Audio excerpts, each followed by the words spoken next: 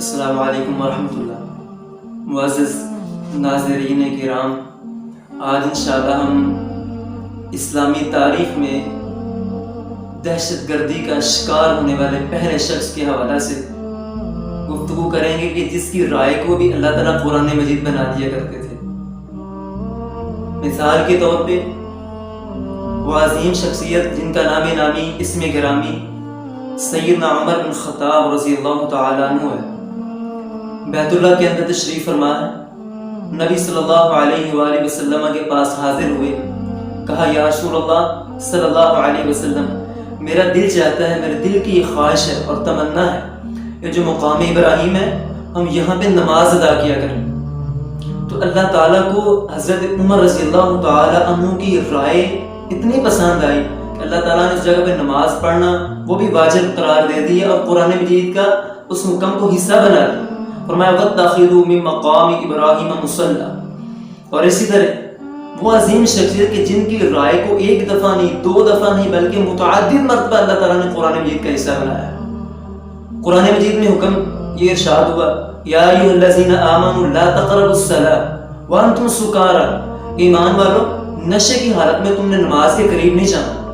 تو حضرت عمر رضی اللہ تعالیٰ اپنی خواہش کا اظہار کرتے ہیں، اللہ سے یہ دعا کرتے ہیں یا اللہ کے نشے کے حوالے سے کھول کر واضح ہمارے لیے حکم وہ جاری فرما دے۔ تو اللہ تعالیٰ نے دوسرا یہ حکم جاری فرما دیا کہ جو شراب ہے اس کا پینا، اس کا فوائد حاصل کرنا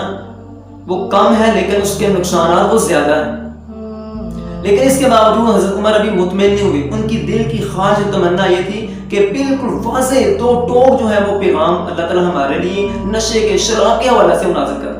تو پھر اللہ تعالیٰ نے تیسری مرتبہ جو 7ویں پارے میں ہے وہ حکم جاری فرما دیا یا ایھا الذین آمنوا انما الخمر والمیسر والانصاب، کہ ایمان والو اللہ تعالیٰ نے تمہارے اوپر شراب کو بالکل حرام قرار دے دیا۔ تو یہ ان کے علاوہ بھی اور کئی ایسی جگہیں ہیں کہ جن مقامات کے اوپر حضرت عمر رضی اللہ تعالی عنہ نے اپنی رائے کا خواہش کا اظہار کیا تو اللہ تعالیٰ نے ان کی رائے کے مطابق قرآن مجید وہ نازل کر دی۔ میری یہی التماس ہے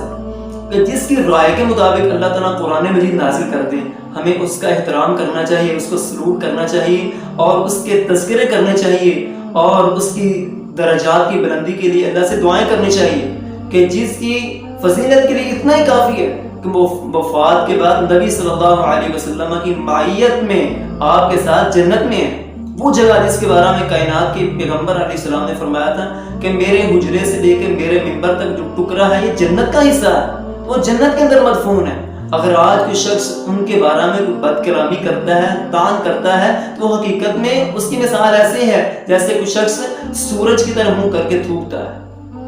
ان کی شان میں تو کچھ فرق نہیں پڑے گا لیکن وہ اپنی عاقبت کو، اپنی آخرت کو تباہ و برباد کر رہے ہیں۔ ہم اللہ سے دعا گو ہیں اللہ رب العزت سیدنا عمر رضی اللہ تعالیٰ عنہ ان کے درجات کو مزید بلند فرمائے، اللہ تعالیٰ ہمیں ان کے نقش قدم میں چلنے کی توفیق عطا فرمائے۔ سبحان ربک رب العزۃ عما یصفون والسلام علی المرسلین والحمد للہ رب العالمین۔